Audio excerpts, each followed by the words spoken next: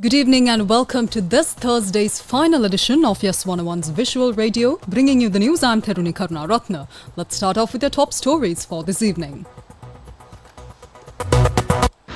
News First headline. Making headlines in local news, the International Bali Process Business and Government Forum Sri Lanka Summit held successfully at Stein Studios in Ratmalana. Andrew Forrest wants to solve the humanitarian crisis in Gaza. IMF approves third tranche for Sri Lanka after completing second review. In news overseas, Swiss government hit by cyber attack ahead of Ukraine peace summit. And in sports, Wimbledon prize pot increases to record 50 million sterling pounds. On to those stories in detail now. The Capital Maharaja Group and Gammadda successfully brought international attention to the protection of migrant workers across various sectors who are facing a plethora of issues and advocated for a common agreement to safeguard their rights. This initiative was undertaken during an international conference attended by ministers, diplomats, representatives from international organizations and regional business leaders from the Asia-Pacific region. The recent hardships faced by Sri Lankans involved in mercenary services in Russia have garnered significant attention and concern. Efforts to address these issues are ongoing, with diplomatic discussions now underway. Additionally, the plight of the young people who were lured to Myanmar with false promises of employment in the IT field only to be exploited for criminal activities has drawn considerable focus over the past few months. Despite ongoing rescue efforts, many of these individuals remain trapped in dire conditions. Media reports continue to highlight the oppression of Sri Lankan women working as domestic labourers in the Middle East. Furthermore, frequent reports emerge about individuals who have suffered accidents or faced arrest while attempting to migrate abroad by boat, often ending up in difficult situations in various countries. There is now widespread discussion on the issues of forced labour, child labour and employment that disregards proper labour laws and regulations. The international community refers to such situations as modern slavery. In recognition of the gravity of this issue, Australia and Indonesia co-chaired the establishment of the Bali Process in 2022. This organisation functions as a broad international alliance to combat crimes related to human trafficking, illegal immigration and exploitative labour practices within and beyond the Asia-Pacific region. A key initiative under the Bali Process is the Government and Business Forum, which plays a crucial role in addressing these transnational crimes.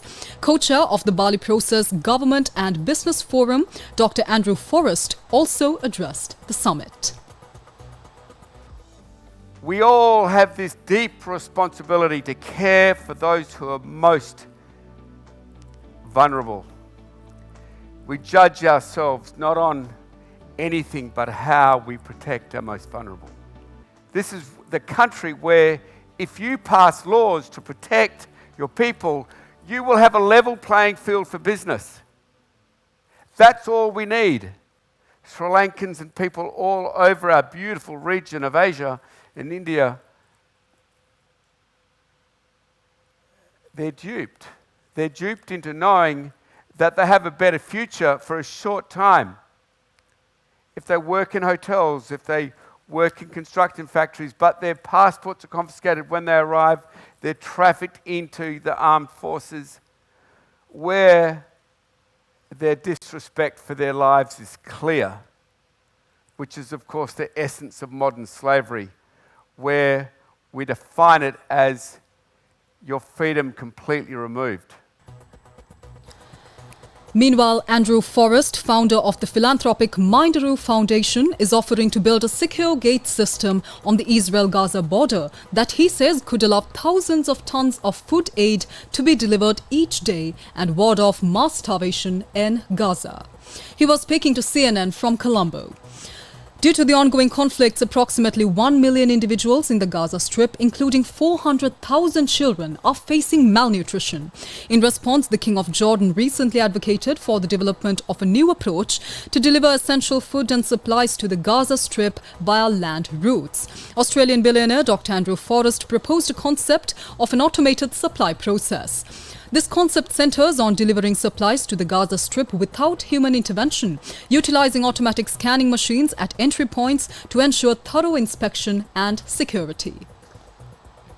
Because they simply cannot deliver the aid. They cannot overwhelm the black market. In fact, they feed the black market. This plan can be up and running in 2 weeks, Beck, the whole 3 gates in 3 weeks. We can overwhelm what is very clearly a massive coming at us starvation event if we move. And I've given Israel, we've been talking about this, negotiating this with all their soldiers, all their top technical people, all their top military brass for 2 months. And I've said, okay, this Sunday you need to make a decision. You either let us do it or you don't. But if you don't, the starvation of potentially 1 million people, 400,000 children, could well be upon us. Andrew Forrest has announced that each security gate will cost $20 million and that he is prepared to finance the entire project. In more local news, the IMF approved the third tranche for Sri Lanka after completing the second review of the Extended Fund Facility Agreement.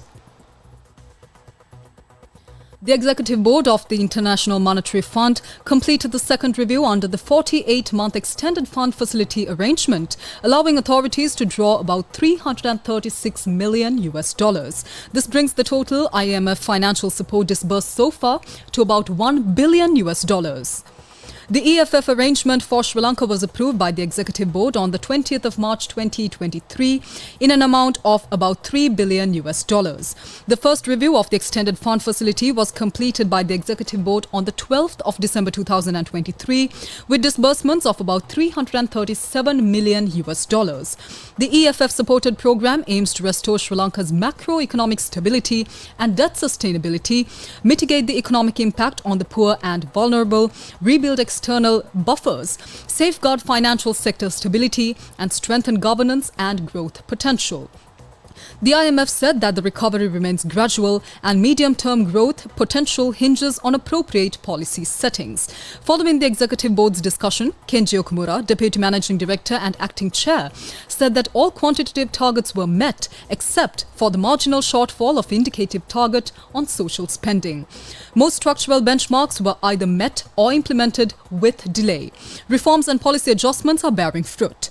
He added that the economy is starting to recover, inflation remains low, revenue collection is improving, and reserves continue to accumulate.